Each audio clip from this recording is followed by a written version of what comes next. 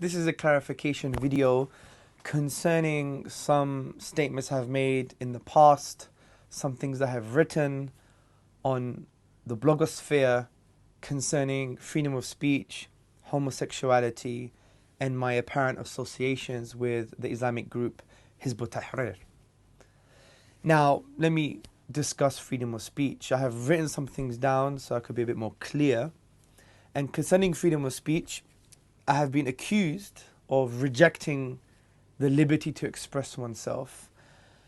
Now, this was based upon a video in the past, and this video was made 5 or 6 years ago, and it's a misrepresentation of my current views.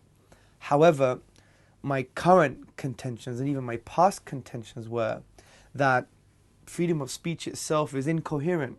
This is discussed in Western philosophy because no one has the absolute liberty and the absolute freedom to express themselves.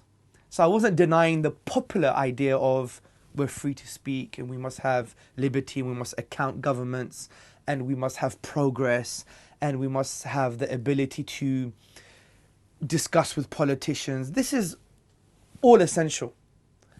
What I'm talking about is an abstract philosophical point. Since I'm a student of philosophy, I'm a student of Islamic philosophy, and it's that since there are restrictions to freedom of speech, you can't really call it freedom anymore. So the main discussion we should be having is, how do we restrict the speech if we have to? Because no one denies that we have to. Even in Britain, for example, we have hate speech laws, libel laws, product defamation laws, and there is a whole list of restrictions in Western and secular countries. So since we restrict speech in some cases, when we have to restrict speech, what laws and what values must we use? And that's my main point. So I'm not rejecting the idea that one has the liberty to express themselves, because that's almost a pugnacious point. So I wouldn't make such a point. So it's almost a misrepresentation of my views. I agree that every single human being must be able to express themselves fully, but this expression has to be couched or maintained within a particular framework.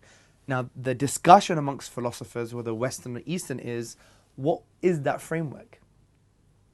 Now, concerning homosexuality, I have been accused of being homophobic and equating homosexuality with pedophilia. Now, this is a gross misrepresentation of my position and the certain statements I have made concerning homosexuality, particularly a blog post I wrote a few years ago. Now, firstly, I adopt the Islamic as well as the predominant view of most people of the world, most religious people of the world, that homosexual practices are sins in the eyes of God. The case I was making and the point of contention I wanted to raise was that the Islamic, just like many other religions, their moral values are binding and they're timeless. So they're not shifting with the social changes, which is a modernist or modernity perspective on morality and ethics. This is the first point I want to make. Secondly, I do not call for the hatred, violence, or discrimination towards the homosexual community. I have family members who are homosexual, and my treatment towards them is one of cordiality, and this is in keeping with the maintenance of the ties of kingship in the Islamic tradition. Thirdly, homosexuals are human beings. I believe strongly they're human beings with spiritual needs too, and I strongly advocate warm dialogue and discussion between religious people and the homosexual community. Fourthly, in the blog post I wrote a few years ago, I explained the philosophy behind objective, timeless moral values and argued that changes in our moral norms based on societal shifts would render our values subjective and almost meaningless or ephemeral. Because this type of approach to moral philosophy, that we change our moral values based upon societal shifts, can lead to moral absurdities like pedophilia. And not once did I equivocate homosexuality with any other practice. The points I raised were theoretical and philosophical and highlighted an issue in moral philosophy that has been discussed by the likes of David Hume, Immanuel Kant, Nietzsche, and many other Western thinkers. The Islamic Education and Research Academy that I am proud to be part of has some considerable engagement with the LGBT community. Our speakers had a number of fruitful and engaging discussions with them, And this is what iEra is all about: discussion and dialogue, not violence and hatred. In summary, I do not call for any aggression and hatred towards anyone. I believe in helping humanity spiritually and philosophically, and just because I disagree with someone, I would never behave unjustly with them, as this would be a major sin in the Islamic tradition.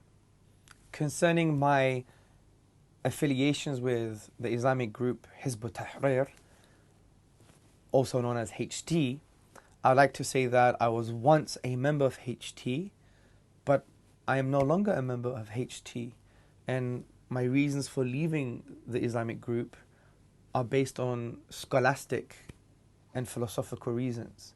So my exit from the group was many years ago now. I think it was 5 or 6 years ago, and I'm no longer part of that Islamic group. In light of what I've just spoken about now, I think it highlights and it strongly indicates the need for not only media outlets but people in the blogosphere and any normal human being to really go to the horse's mouth and really have a positive, frank, nuanced and warm discussion with people that they disagree with, or even people that they agree with. Because sometimes we agree with someone and we don't even know why. It's more of a hunch rather than a philosophical stance or position. And sometimes when we disagree with somebody, it's because where they're from. It's like guilty by association or the way they look. But rather we should have a very warm and frank discussion, which I believe is a key part and a core part of Islamic ethical values.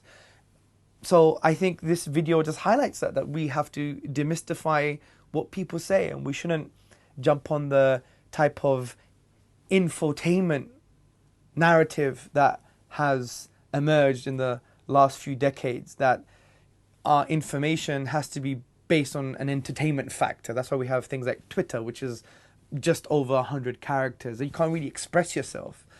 But this is why we are open, we are frank, we are transparent.